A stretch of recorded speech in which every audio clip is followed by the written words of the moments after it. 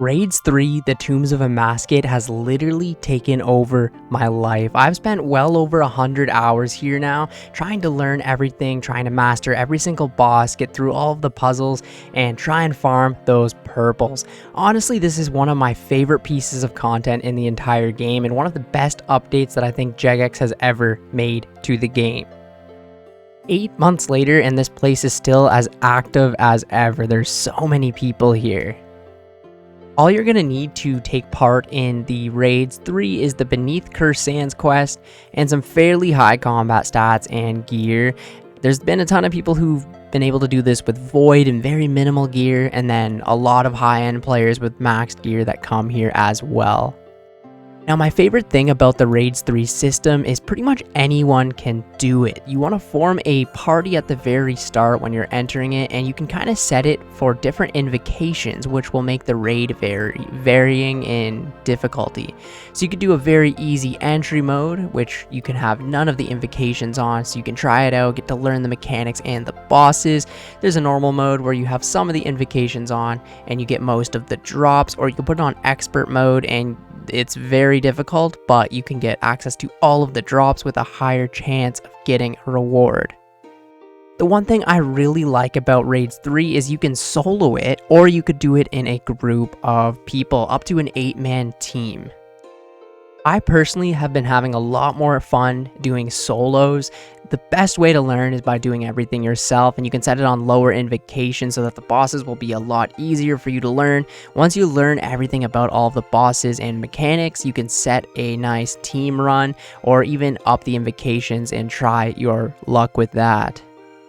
Now there's 4 rooms in here. We have the Path of Krondis, the Path of Het, the Path of Scarabs, and the Path of Emikin, and you can choose to do them in any order that you like. I personally usually start with the Path of Krondis, move over to the Path of Scarabs, then I do the nice monkey path, finish it off with Het, and then go to the very final boss. After you complete 2 rooms, you will get a helpful spirit, which will come out and give you some nice rewards to help you farther through the raid. Each room has its puzzles, so in the first Krondis room, all you have to do is grab the water and fill it up with the resources, and try and not take damage with all of the obstacles going forward. Now, in between the waves, there will be crocodiles that will spawn, and you have to kill them so that they don't drink all of the water that you've already deposited into this. It can be a little frustrating, but it's a very easy puzzle. Another thing I really love about Raids 3 is you use all 3 combat styles. You use melee, range, and magic. Coming in with the first big boy here, we have Zebak, which is a huge crocodile which will shoot random attacks at you, range and melee attacks. All you have to do is pretty much pray against the different attacks and watch out for everything else that he does spawn. There's a couple little tricks that he does here and there. Now, he'll spawn these acid pools on the ground, and you cannot step on them or you'll take a ton of damage. Keep in mind, you have to be praying the whole time as well. And also, another thing he will do is send out rocks, which you're going to have to take out.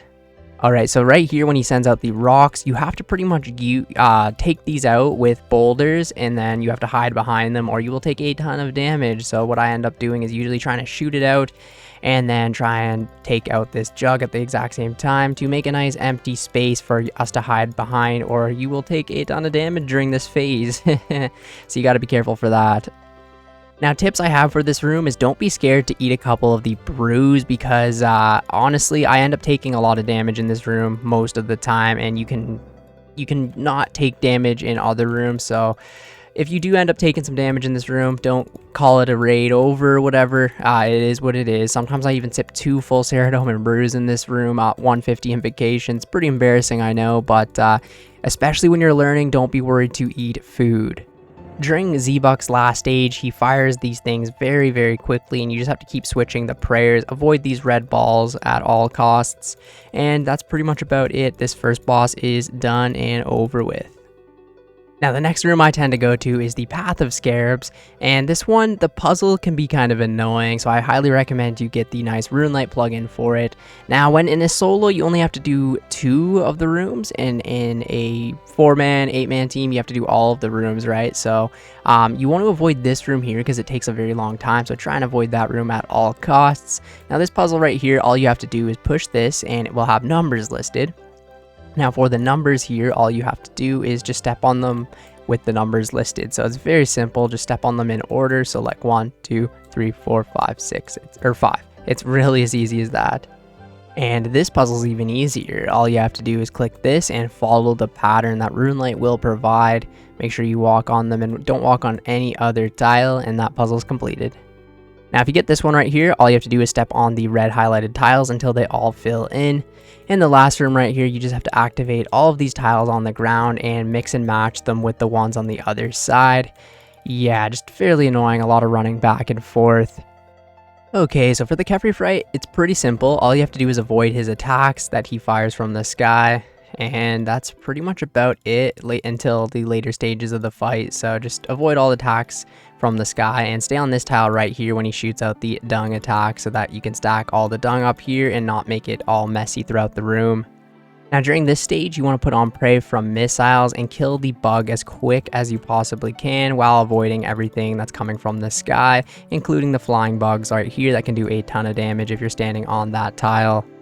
Now when the blue scarab comes out, you want to kill him as quickly as possible, and he'll move to the other side of the room. All you want to do is focus on him until he is dead, because if you don't, he'll do a ton of damage to you, and then try and kill the other scarab as well. Alright, after the 2 first bosses are defeated, go up to the Helpful Spirit, and I highly recommend you just take the one with the 2 salts all of the time, so in this case, power. Now time for everyone's least favorite room probably would be the monkey room. So all you have to do is walk into the monkey room and kill a bunch of waves of creatures. Now tips and tricks for this is just try and kill them all as quickly as possible.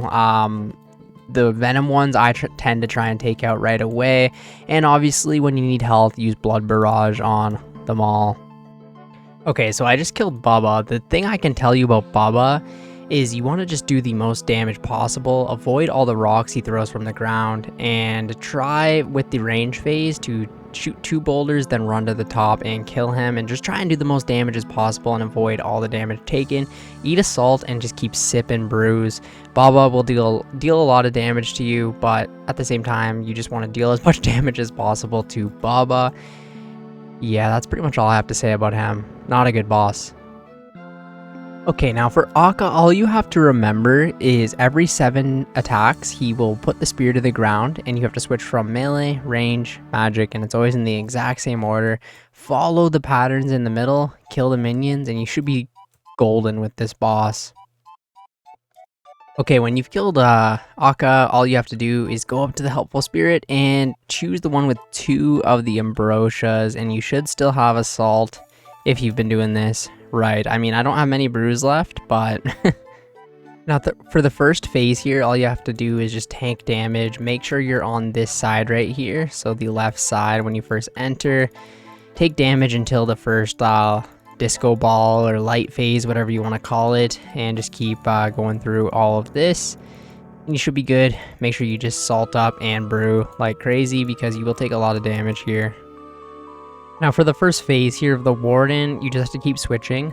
You start with Mage, attacking with Mage, and just switching through all the things he shoots out at you. You're going to have to look up a more detailed guide on this, but yeah, just keep switching everything that he does towards you. Magic, range, melee. Watch out for all of this stuff, and then the next phase, switch to range. The next phase, switch out to magic again, and back and back. So it's pretty easy once you get the hang of it. Okay, once you've finished the first phase of the Warden, the second phase, all you literally have to remember is stay on the right side at the start. Go right, left, middle, and then pray accordingly and miss out for the rocks. It's really as easy as that. The Warden, the second phase, is honestly very easy. The last phase of the Warden, just sip your ambrosias when you need them, but other than that, it's super easy. Super easy, man. And when you finally finished the Warden, you get to the KC stage, which is super exciting all of the time, making sure you get a purple. If you don't see any keys, you will have a purple. As you can see, there's a key there, so no purple. But anyways, let's see what we got for the raid today. Oh my god, that is awful. But I, however, just soloed our first purple, man. I was looking as I was walking up, and I wasn't even going to throw the recorder on. I'm like, there's no keys.